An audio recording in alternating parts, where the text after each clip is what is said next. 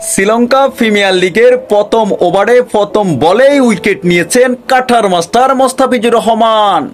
প্রথম ওভার ভালো করলো, পরের 2 ওভার ভালো করতে পারেননি এই কাঠার মাস্টার মোস্তাফিজুর রহমান। মোস্তাফিজুর রহমান যখন দেখেছেন 3য় নাম্বার ওভারে তিনি দিয়েছেন 23 রান, তার 1 ওভারে 23 রান দেওয়ার কারণে তার দলটা হেরে যাচ্ছে।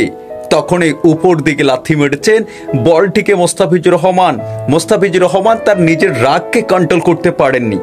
দর্শক, মোস্তাফিজুর রহমানের যারা বাংলাদেশের শুভাকাঙ্ক্ষী আছেন তাদের মাথার ভিতরে একটা প্রশ্ন এখন ঘুরপাক খাচ্ছে যে মোস্তাফিজুর রহমানের জন্য কি দলটা হেরে গেছে তাদের, নাকি অন্যান্য যে খেলোয়াড় ছিল তাদের জন্য হেরে গেছে। এবং অনেকের মাথার ভিতরে আরো একটা প্রশ্ন ঘুরপাক খাচ্ছে যে মোস্তাফিজুর রহমান কি পরবর্তী ম্যাচে কি থাকবে কিনা। চলুন আজকে আমরা জেনে নিই কেন মোস্তাফিজুর রহমান খারাপ করেছেন এই শ্রীলঙ্কা প্রিমিয়ার লিগ। এখানে প্রিমিয়ার লিগে তো প্রত্যেকটা সুপার ডুপার যেমন ব্যাটসম্যান তেমন বোলিংয়েরা যান, সেখানে হয়তো 1 ওভারে 23টা রান কিন্তু মোস্তাফিজের কাছ থেকে এটা আশা করে নাই, যদিও অনাকাঙ্ক্ষিতভাবে হয়ে গেছে। এটা একটা দুর্ঘটনা বলা যায়। যেহেতু মোস্তাফিজুর রহমান সবসময় চেষ্টা করেন তার বেস্টটা দিয়ে কিছু একটা দলের জন্য করার জন্য। আজকে তার শুরুটা যেভাবে আমরা দেখেছি, মোস্তাফিজুর রহমানের যারা শুভাকাঙ্ক্ষী আছে তারা তো অনেক এক্সাইটেড ছিল যে মোস্তাফিজুর রহমান ইনশাল্লাহ অভিষেকটাও ভালো করতে, T20 বিশ্বকাপেও তিনি ভালো করেছেন। তার জন্য হয়তো আমাদের বাংলাদেশ থেকে 3 জন প্লেয়ার নিছে, মোস্তাফিজুর রহমান, তাসকিন আহমেদ এবং তৌহিদ হৃদয়।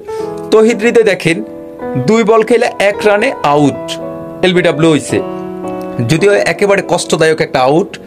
যখন এই আউটটা হয়তো বাংলাদেশের অনেকের কাছে খারাপ লেগেছে, যে আমরা চাচ্ছি বাংলাদেশের প্রত্যেকটা প্লেয়ার যখন বাইরে খেলতে যায় তারা যেন সম্মানজনকভাবে সেখান থেকে আবার আসতে পারে এবং তারা যেন পরবর্তী সময় তাদেরকে ডাকে। আমরা চাচ্ছি বাংলাদেশের প্রত্যেকটা খেলোয়াড়ের কথা যখনই যাদেরকে হায়ার করে নিবে তারা যেন সবাই প্রশংসা করে। যদি শুরুটা তৌহিদ হৃদয়ের আজকে অভিষেক ম্যাচে ভালো করতে পারেন নাই, তবে মোস্তাফিজুর রহমান শুরুটা ভালো ছিল। আজকে 3 ওভার বল করে তিনি দিয়েছেন 44 রান, মানে তাদের দলে সর্বোচ্চ রান দিয়েছেন মোস্তাফিজুর রহমান। পরবর্তী ম্যাচগুলা তাকে নেয় কিনা এখন তাদের টিম ম্যানেজমেন্টে যারা আছেন তারাই জানেন। হ্যাঁ, আমরা হয়তো এটা অ্যাডভান্স এখন বলতে পারবো না। একটা ম্যাচ খারাপ খেলার কারণে মোস্তাফিজকে যেন বাদ দিব এমন না। দেখেন T20 বিশ্বকাপে বিরাট কোহলি একের পর এক 6 থেকে 7টা ম্যাচ খারাপ খেলেছে, কিন্তু তিনি একেবারে লাস্টে ফাইনাল ম্যাচটায় সর্বোচ্চ রান করেছেন। 59 বলে যখন তিনি 76 রান করে পুরো দলটাকে জিতিয়ে দিয়েছেন, তখন তার যেই পূর্বের ম্যাচগুলো খারাপ খেলছেন সেগুলো আর ছিল না। হয়তো মোস্তাফিজুর রহমান আগামী ম্যাচটাতে হয়তো ভালো কিছু করে তার দলটাকে জয়ের দ্বার প্রান্তে নিয়ে যাবে, এটা আমরা যারা শুভাকাঙ্ক্ষী আছি, যারা ক্রিকেট প্রেমী আছে তাদের হয়তো আশাবাদী।